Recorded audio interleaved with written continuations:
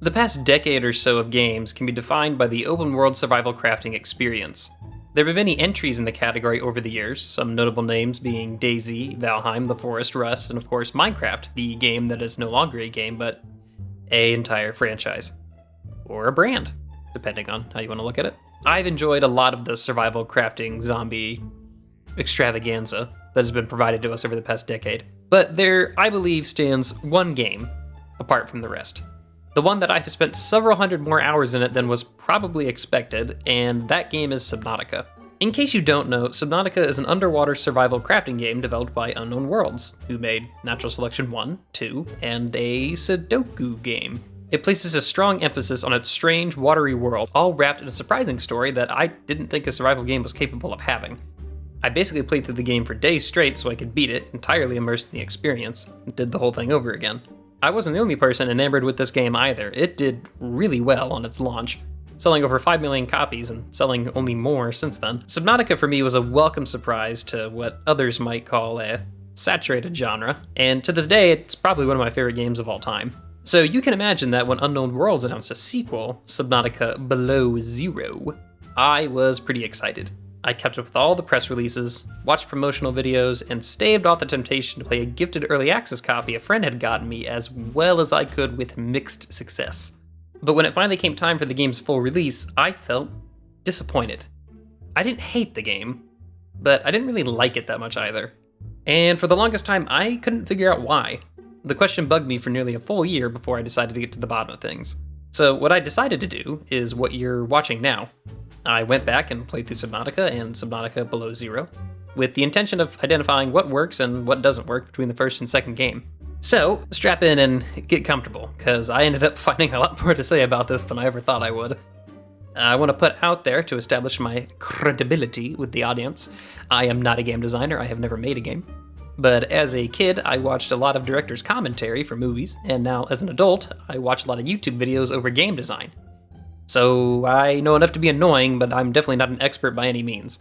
With that out of the way, let's start out by looking at what made Subnautica, the first one, so great. A lot of times in these survival games, the place you end up starting in is pretty familiar. Forest, jungles, tundras. These places are inhospitable, but from a gaming perspective, we've experienced these terrains before, so we're not entirely out of our depth on how to get started. We're all pretty familiar with the formula. Punch a tree, make an axe, mine a rock, break the rock, make a vase, collect water, then kill God! We more or less know how to play these games subconsciously, and the pattern of these actions seems to exist in just about every single game nowadays, all the way up to the AAA titles. But when Subnautica opens, the first thing you're greeted with is this. There isn't a tree to punch or a rock to really stand on, save for that one little bit of coral in the distance. You're in a vast empty space. The only visual clarity you get is your ship burning in the distance. As jarring as that is, jumping underwater is even more disorienting. You immediately realize you don't even know where to start, and your hunger and thirst meters are only going down. It makes for the sense of urgency I've never really felt in a survival game before. The pattern you've known in every survival game you've played thus far just doesn't really work here, and having that safety blanket ripped away from you is alarming. Eventually, you do figure out the basics, though. What fish are good for eating, what can be used to create water, what plants can be harvested for crafting supplies. It makes for a great feeling of exploration that you don't normally get from a survival game. Your knowledge of the game getting stronger by way of you literally scanning objects around you and picking up things to see what they do. Your learning of the game mechanic is tied directly to a game mechanic, which is just, ooh, that's nice. Life on this planet grows in unnoticed, distinct, and diverse ecological biomes. Further study recommended. The initial experience of Subnautica is such a standout compared to its peers. The first time you immerse yourself in this world, you're a complete stranger to it. You have to explore in order to find out what you need to survive, and that's inherently engaging. Contrast this with Below Zero.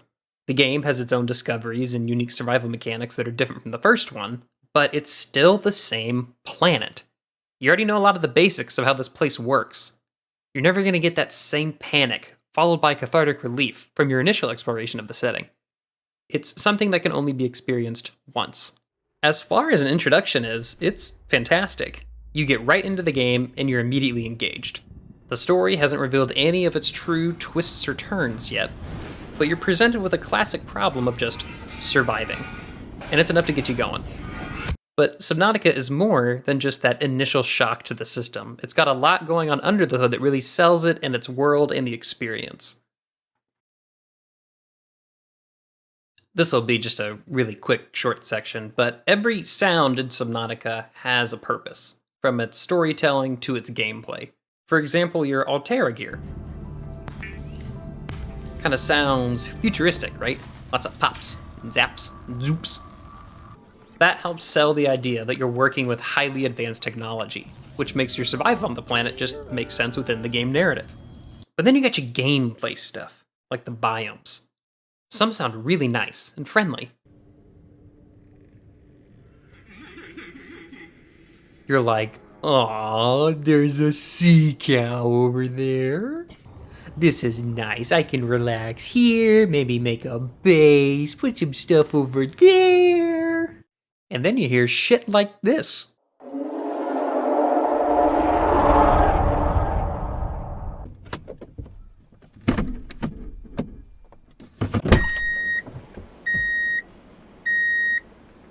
The sound design is one of those elements of games you don't really think about a whole lot when you're playing it, but when you take into consideration how much of it can make or break an experience like this one, where you're often gonna hear something before you see it, you start to realize how important it can be.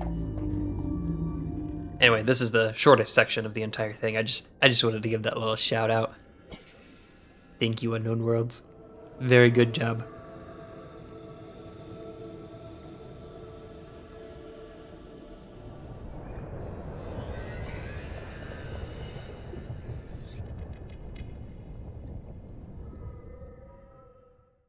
So in Subnautica, your character is the silent protagonist type. So you're going to get accustomed to the quiet that Subnautica provides. But for a while, the only sounds you're going to hear are going to be the creatures swimming beside you. So the first time your radio blitz to life, it's actually really exciting. You're getting a distress signal from a fellow crew member, and if you're anything like me, you'll head over to that marker point right away. Lifepod 3, uploading our coordinates. We're plugging some holes in our emergency sea glide, so if we're late for the rendezvous, don't panic. Also, don't go home without us. Seriously. 3 out. But what you find when you get there is not a crew member, but their empty metal coffin. More lifepod signals will start coming across your map as you play the game. Each one no longer bringing excitement, but a sense of building dread that you're the only one left. Live pod launch sequence initiated. Entering planetary atmosphere. My creators, the cherishers and sustainers of worlds, give me this day my daily pleasures as I give to those who seek pleasures from me. External temperature approaching critical levels. Show me the path. In life, truth, and love for mine is the power. I am the one, on and off and on again. Impact imminent. Life is a game which the universe plays with itself. I am done playing as this bundle of 30 flesh. seconds. Return me. What's actually kind of fantastic about these series of events and how they're presented is they make you feel isolation, which is a perfect atmosphere to have in a survival game like this. It can really help you feel like your efforts are quite literally you against the world itself, and bring a great sense of accomplishment. The theme and the genre just go perfectly together. But isolation's also scary, terrifying even. It helps feed into the sort of primal fear that Subnautica thrives on and utterly exploits out of its players. You've probably heard in passing that Subnautica is a scary game, but you might be surprised to find out that it's not really intended to be a horror game as many people have described it or tagged it on Steam. The director of the game, Charlie Cleveland, actually has spoken openly about it.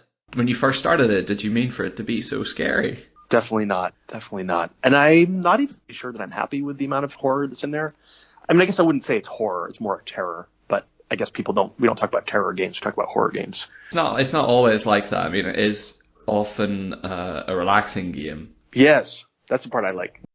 As someone who had to straight up stop playing the first game for almost a full day because it scared them so bad, I was really surprised to read those words from Cleveland, but after sitting on it for a little bit, I actually did realize that Cleveland is right. The fear I'd experienced as a player was more from my inherent fear of the ocean than the game itself trying to scare me. Which is not to say that the game doesn't intentionally have terrifying elements. Swimming into dark sections of an ocean where you can't see more than a few feet in front of you, hearing weird, sometimes loud sea creatures off in the distance.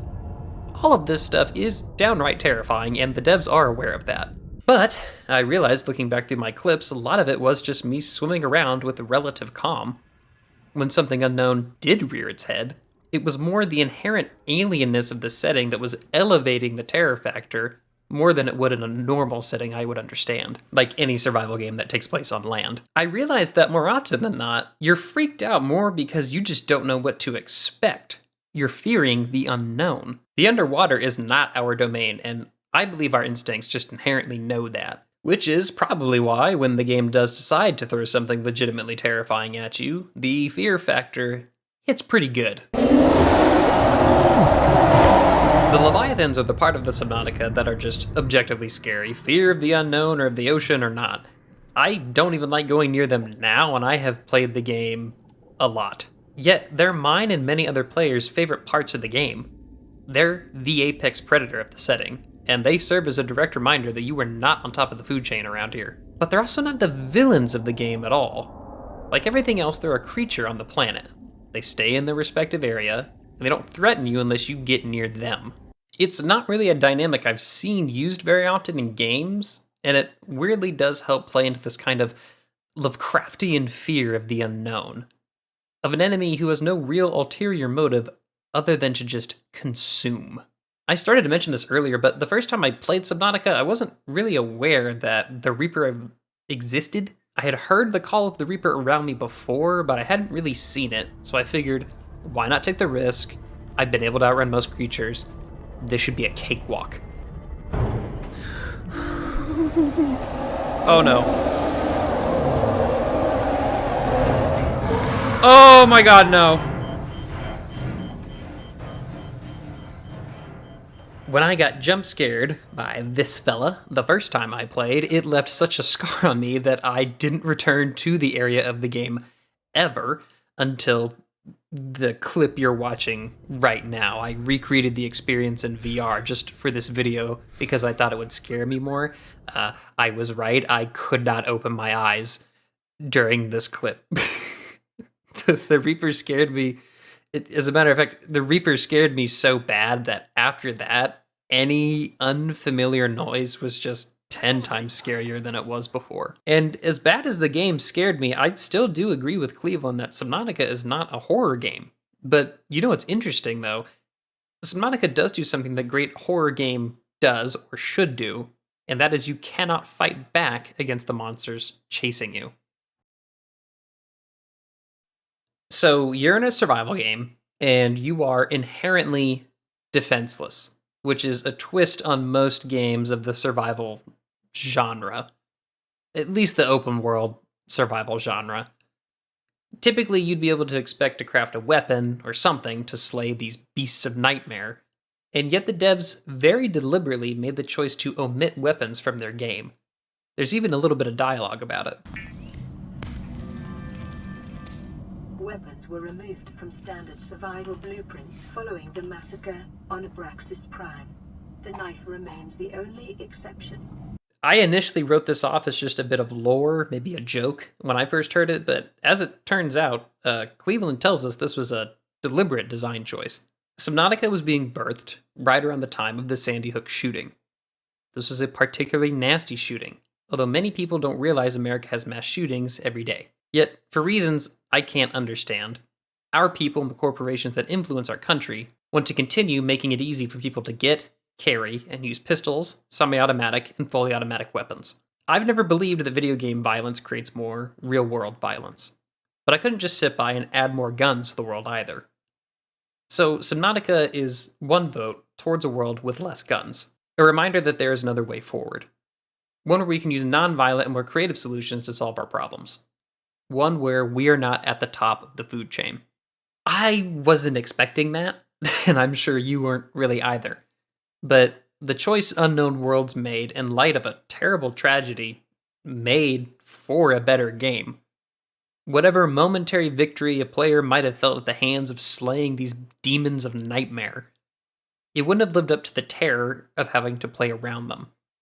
Horror is best done when the player feels powerless or disempowered, and the choice to remove weapons from his game when faced with real-life horror made the game Subnautica that much better.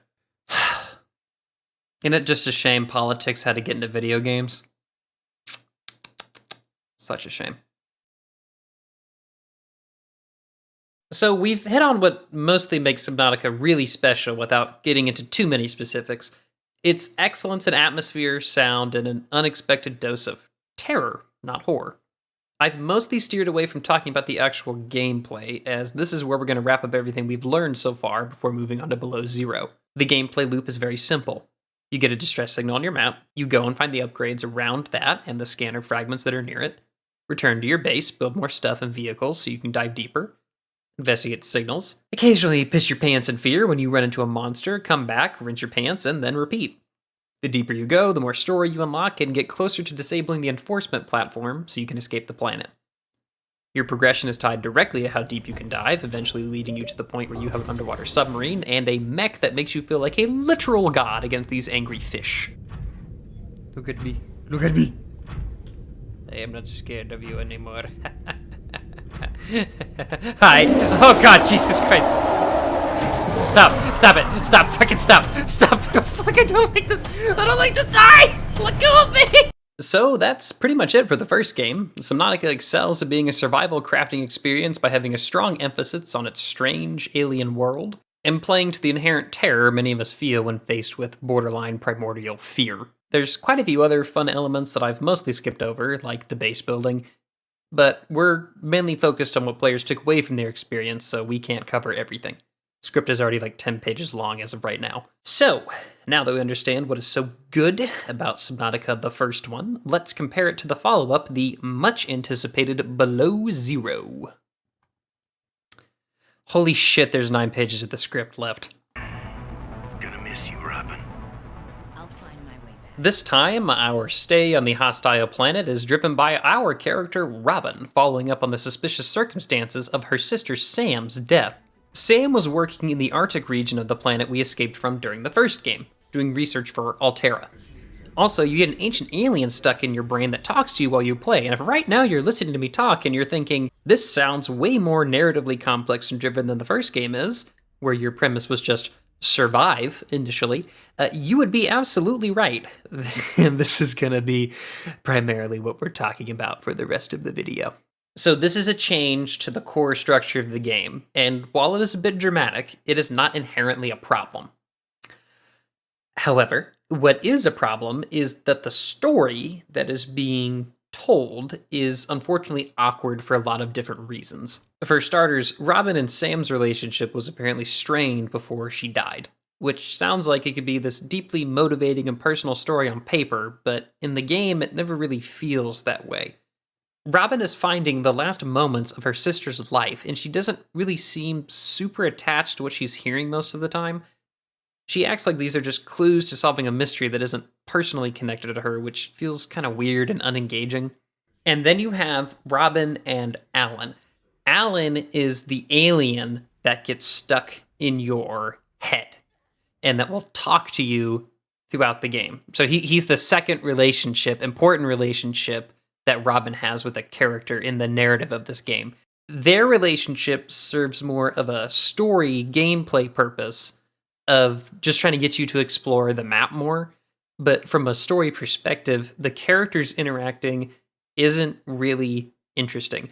They kind of have this odd couple back and forth dialogue that's summed up really well with this clip. I'm warning you, if you call humanity inefficient one more time, I will swim us both into the mouth of a leviathan.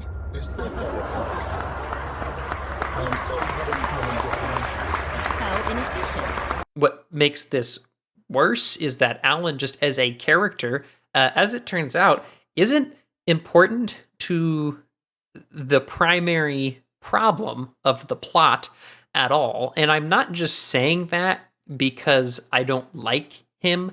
I'm saying that because I figured out you can actually play the game without ever interacting with him at all. The game is literally designed so you can play 80% of it without having Alan around. And you want to know what happens instead? Sam just talks to herself, and the game just kind of keeps going. Do it. Please work. Satellite is down. Alan, as a character, is just completely sidelined from interacting with the plot in a meaningful way. He's just there to talk and to provide a way for the game to end. What's even weirder about this is that technically, from a lore standpoint, he's actually really important to the lore of the first game. But as a character interacting with our story and the follow-up, he just isn't allowed to contribute anything. In fact, there's a whole other character, Marguerite, the mercenary character you can find voice logs of in the first game. Turns out she actually has more of a connection to your sister than Alan does. She was an original, that sister of yours. First time I met her, I was sure she was Altera through and through. She ends up being way more important to figuring out the mystery you're trying to solve. Also, the fact that Robin has an alien in her head never really comes up to Marguerite as well, besides for one voice line that kind of just gives a really bad throwaway reason. Again, Marguerite is the only person who seems to have known what was going on with your sister while she was on the planet. And who I also, if I might reiterate, is the only other person you can actually talk to in the game besides Alan. Now. What is worse than the narrative inconsistency of Robin and Sam, and Robin and Alan, and Robin and Marguerite and Alan and Robin, is that none of that actually matters. I have just lied to you. Because the actual, true, big problem with the game... I swear I'm not playing this up. This is just...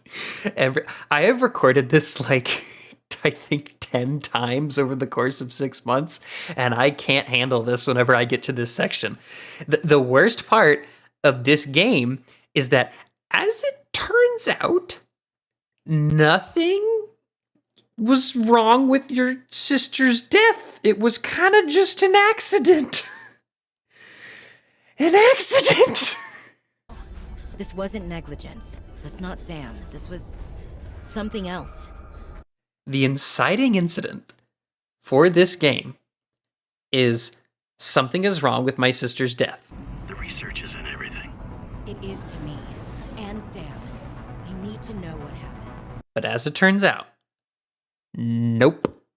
Sam, the character that we will go on to spend hours building up as this methodical, careful person, just fucked up at the 11th hour and took herself out by accident in a freak mistake. This is such a major letdown, and it's such a curveball that the first time I figured this out, I actually thought the game was lying to me and I needed to continue the story to get to the real truth, which is really bad if that was my first reaction.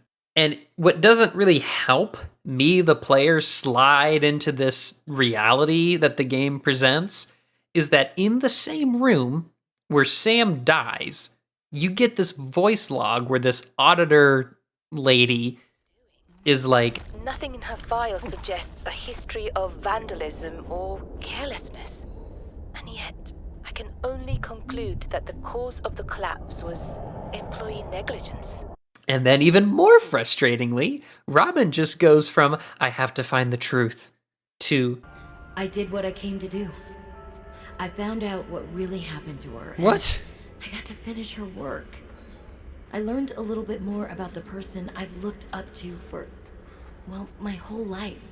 You know what's really messed up about this whole thing is that this moment, this realization, actually feels way better when you don't have Alan. Your work here is finished, Sam. I hope it brings you peace. And what makes this even more bonkers is that Sam was actually doing something that 100% should have led to her death being a company assassination by Altera. She was trying to neutralize traces of the harmful bacteria that infects the player in the first Subnautica game. But here they're frozen in ice in a giant leviathan corpse. See, she was worried that Altera would try to use it as a bioweapon, which is a really interesting plot point of her story, and it tells me a lot about her character. But, again, but guess what? There's another curveball! That's not even a mystery you get to solve. Within seconds of starting the game, you randomly get like 5 to 6 voice logs where Sam just flat out tells you exactly what she was doing and why she was doing it. If it ends up a bioweapon in the wrong hands, I hope I'm overreacting. I've synthesized the antibacterial agent. So again, the entire reason you are here is to investigate your sister Sam's death. You know she was engaged in behavior that a big megacorp would not like. Robin says it. A friend of Sam says the death was suspicious too. It's referred to over and over again, like we're going to have some grand revelation over how she died. But as it turns out, she truly did just kind of die randomly, and your purpose here never even really mattered. The lead for Below Zero, David Kalina, was actually asked directly in an interview with PC Invasion, which is conducted by Jason Rodriguez. I'm trying to cite people's names, it's nice to do. About Sam's story ending abruptly. After completing the campaign, I was surprised that Sam Ayu's arc ended abruptly. Was this truly supposed to be the end, or is there some secret we've yet to discover? We wrote the story so Robin has a chance to complete Sam's work and honor her memory. It's a quieter, more personal conclusion to that particular storyline. A conclusion that doesn't address or satisfy the initial question the inciting incident keeps teasing throughout the entire game. Also, as it turns out, you can just straight up skip Sam's story too. Were you expecting that? You can skip Sam's death. You can scan all of the parts to build Alan his new funky fresh robo-alien body, and then you can just end the game. This game is Schrodinger's narrative. It has plots happening and not happening at the same time. It's fucking insane. It's at this point you might be wondering, okay, well, what happens after you find out about Sam and her death? Well, what happens is the game needs to end. So what you do is you just continue building Alan's body. That's the only thing there is to do left. To explain what I mean a little bit, the last plot point of the game and what it has to offer has to do with Alan and his involvement with the bacteria your sister was so worried about. Throughout the game, he is not forthcoming at all with who he was or what he did in the past. When you find out he was the scientist who accidentally unleashed this bacteria across the world while you were trying to cure it, the revelation is just kind of another, who cares revelation. The fact that I withheld this information does not concern you. He's certainly manipulative. And I've also made my own share of mistakes. The game finally ends with you leaving this planet and going with Alan to the Architect homeworld, and it ends with this line. With you, I am ready to face whatever awaits. Which, sounds sweet, but like I mentioned earlier, Alan and Robin don't really bond in a way that makes sense to justify this line to me, the player. Alan does humanize a little bit throughout his exposure to Robin, but I never really got the impression he was super attached to her or vice versa. It's just kind of yet another moment where it felt like the writers cut something or a plot thread was just left unfinished. For all these inconsistencies and things that just don't make sense to me, it's even stranger when you go back and look at interviews when the game was during development.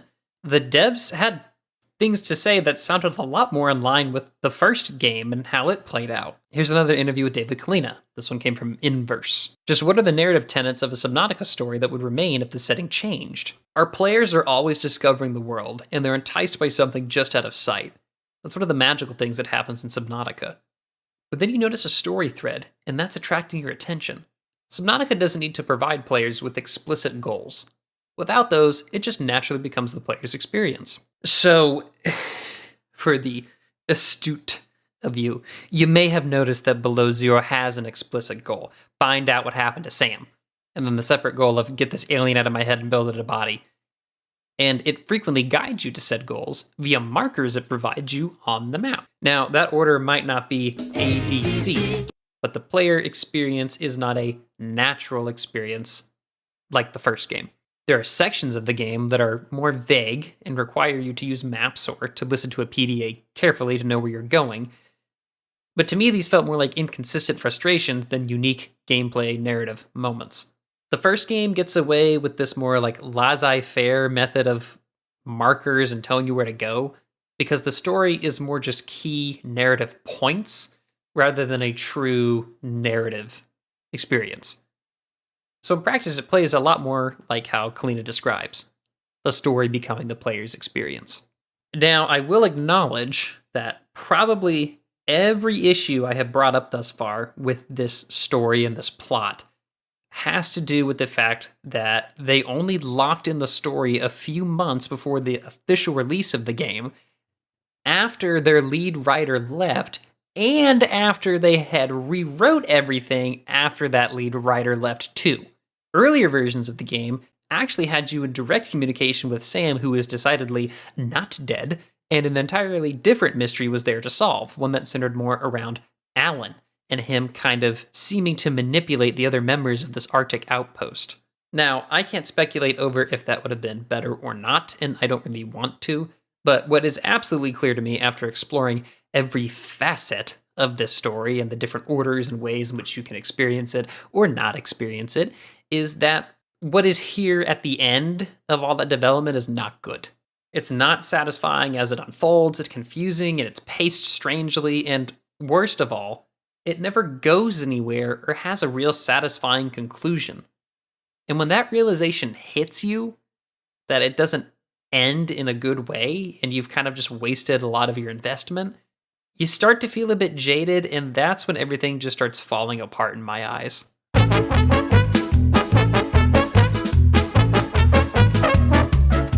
Don't give up.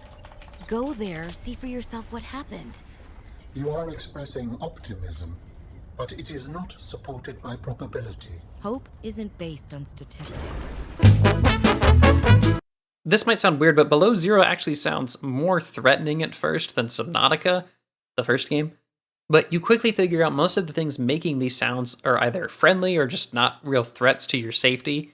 Oppose this to the first game, where there were a lot more friendly biomes to contrast and put you on alert with. Basically, you come to disregard a lot of the noises that don't bring any real danger in Below Zero. There are no horror, terror movie aspects to Below Zero. The first game does a lot of little things to make you on edge, like do weird, mysterious broadcasts, a few legitimate jump scares, and the PDA trying to scare you almost intentionally. The game just doesn't evoke those same feelings of primordial terror that the first one did. We talked about it earlier. Isolation is one of the big things people said that they have loved about the first game, and it's because it's done so well. You'd think an Arctic outpost might evoke some feelings of isolation and desperation, but in execution, there's at least two characters to talk to, which diminishes this feeling a lot. I will say, they do a great job of making a remote alien Arctic zone, but in terms of how I feel about it, it sort of just feels like I'm vacationing in a remote ice tundra hunting exotic game with my advanced space technology.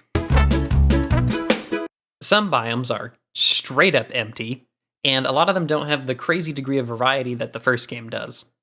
While this might be geographically thematic to an Arctic region, the surprise factor compared to the first map doesn't have as much to wow you with. There is a biome that just legitimately feels unfinished, and this one just has a bunch of jellyfish in it with these big eyeballs, and nothing else. I'm not even really sure why they hang out here specifically. The game doesn't seem to have a real explanation. The time spent out of the water in Below Zero is probably where the game is at its weakest, which is unfortunate because it's required and a bit lengthy if you're going through it for the first time. The big selling point of this region are the ice worms, the land leviathan that is awesome in theory, but in practice is just really fucking annoying. The Snow Fox bike, which is the cool little snowmobile bike you get, doesn't work at all, and the stupid ice worm just kind of knocks you off of the bike over and over and over and over again. And it sucks because you have this massive Arctic landscape and you want to do what they do in the trailer and just shred around on your Snow Fox bike, dodging the ice worms while it chases you, but the damn thing just teleports under you, screeches, then goes back under the ice. It's a hindrance more than a threat, and it makes an already boring part of the game just really frustrating. I also found out you can just kind of run through this area on foot pretty easily, which begs the question of why I would use the bike if it's going to be more of a hindrance than just walking. Problem is, being on the surface is pretty slow, and it's not that tense, and it can be really boring. So we thought in the beginning that like maybe 1/3 of the game would be on the surface, and I think we've decreased that over time, and now it's more of like a I don't know what you call it, like a palate cleanser or something. The Sea Trek is not as fun as the wider selection of vehicles you get in the first game. Also, it's kind of awkward to drive, even more so than the Cyclops, which I never would have believed possible. Also, the Cyclops does this. Captain, all systems online. So you obviously get why it's better. The Sea Trek starts off with no dive depth capability, which is really annoying in this game because Below Zero has a ton of early emphasis on diving deeper than the first game does. Also, kind of hilariously, I've been working on this script for so long that they dropped a new patch to the game that adds a new docking module specifically for the Sea Trek, which, props to them, I actually think is really cool. But it did have the unintended side effect of making me realize how awkward it's been prior to this update to disconnect the Sea Trek from its modules, dock into the monopool, jump outside to get stuff from the Sea Trek, run back into your base to move said stuff, and to do that over and over and over and over again. In Subnautica, fragments are near markers on your map or give an audio cue if you're near a crash site, which contains upgrades you might be interested in. Below Zero's upgrades are placed at Altera sites, which plenty are in places that you can only stumble onto if you're exploring on your own, and there isn't that much of a hint like an audio cue that will tell you need to be aware that something is near you. You can really see the difference if you look at a map. Notice how Below Zero has its items way more clustered, whereas Subnautica just kind of has stuff everywhere. You could argue one of these is better than the other, but for my money, having everything spread out works much better for this type of game. Unless you're just going to go out of your way to make these points of interest really stick out, otherwise the player is going to miss them. Also, if you look at the Below Zero map, at first glance you might be like, ooh, there's a lot of goodies over here, but I'm here to tell you those are just snowfox fragments because they really wanted to make sure you didn't miss that one. Really downgraded on the scariness factor for this game. The quantity of them is much lower than the first game too, when you felt like something dangerous could always be lurking around the next corner. Leviathans in Below Zero are simply not as scary as they are in the first game.